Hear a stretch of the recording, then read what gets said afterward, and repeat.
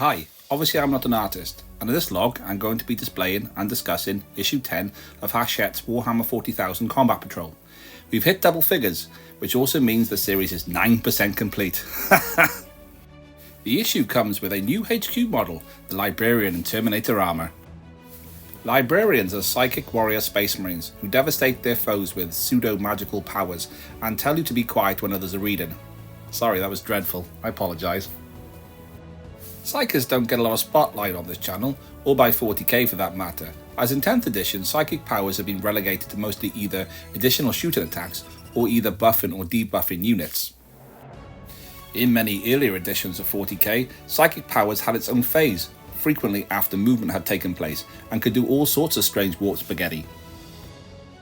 Terminator armor is the ancient bulkier armor originally used for hazardous engineering processes, but was adapted with weapon systems and adopted by the first company Space Marine Legions back in the 31st millennium. This newer model was debuted in 10th edition Leviathan box and has been upscaled and given a glow up. I have several other versions of Librarian Terminator armor, including this metal one from 40k 2nd edition. It has seen many a game of 2nd edition Space Hulk too. And this Blood Angels exclusive sculpt. I painted this one in 2023 and it can be seen in the end of year review for that video. Both, I believe, are interpretations of Brother Calistarius, who will eventually become Mepiston, Lord of Death, and the Chief Librarian of the Blood Angels. Let's take a look at the issue while the mini takes a spin. The issue opens with the how to build instructions. This model, being a monopose push fit, means no adhesive, but unfortunately for this mini specifically, dealing with the tight tolerance pegs and slots. We then investigate the painting guide, and as to be lore accurate, all librarians have blue armor, regardless of the chapter. While the guide recommends Macragge Blue as a base colour, which comes with issue 4, I have always used Kantar Blue, so not to give librarians and ultramarine armour the same tone. The mini has several sets of runes recessed into the armour. I was at first concerned due to the nature of their size. However, it was surprisingly easy to get a glowing effect using a highly pigmented blue watered down to a glaze consistency, then repeating this process but with a white. The issue shifts to lore, investigating the ecclesiarchy, the faith that the Imperium uses to subjugate control over its populace, as well as the usual brutal and violent military oppression. Over page, there are some images of Warhammer terrain in all its Gothic-inspired glory, with the Adepta Sororitas, Sisters of Battle, posed in a way which they appear to be protecting it amongst some conflict.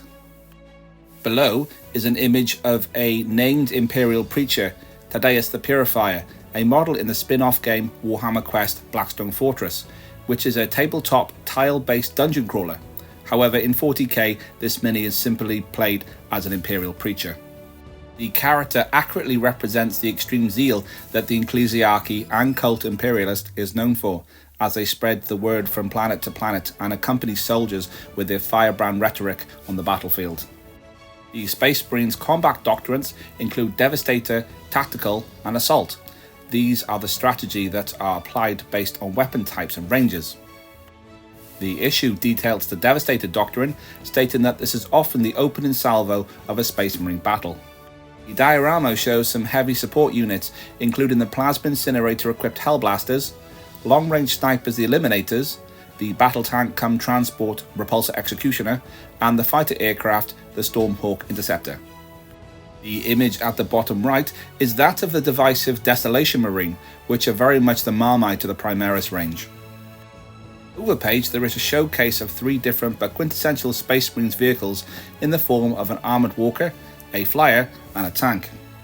Starting with the walker, and in this case one of the few types of dreadnoughts I don't own, here is the Ballistus Dreadnought, a walk-in shooting platform replacing the older, smaller Castaferrum chassis, with the upscaled and newer Redemptor type.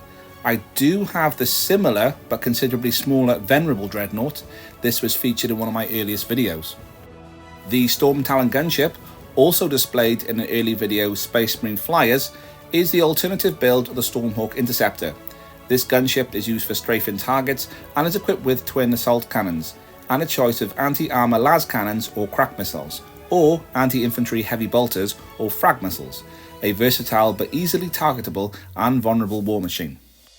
And lastly, the Repulsor Executioner, a anti-gravity battle tank with a transport capacity. This can be seen in the Grav Vehicle mini painting log, with loads of guns, some small, some big, some really big, and capable of housing 7 Marines. Games Workshop were probably looking to replace the Land Raider with it, which, while still awesome, is still very obviously a 20th century product, especially if you ever try to build one. Going forward, the Librarian gets a showcase with the option to name and establish a background. The datasheet identifies the stat line and war gear, armed with a wrist-mounted double-barrel bolter known as a Storm Bolter and a psychic Witchfire Blast called Smite. Smite is the most common type of psychic attack, with a dual profile of standard and focused, focus being more powerful but have the ability to injure the user. It has the further psychic move Veil of Time, which gives the unit the Librarian is leading the sustained hits ability. Into the tutorial section, weapon abilities are investigated. In 10th edition, there are a lot more of these than in previous versions, but it does lead to a bit more flavour to different units, especially with the Space Marines, who are often dictated by their different shaped weapons and armour. The issue states information on the following weapon abilities. Pistol can be used in melee combat. Rapid fire, more shots at half range. Blast, heavy weapons that get more shots based on the bigger the unit being aimed at. Torrent, random auto hits usually attached to flamethrowers and the like. Heavy, bigger guns that get +1 to shooting if the unit doesn't move. Devastating wounds, critical wounds on the roll of a 6. Psychic, other weapons and abilities with the same rule can interact. Assault, can be used for attacking after advancing.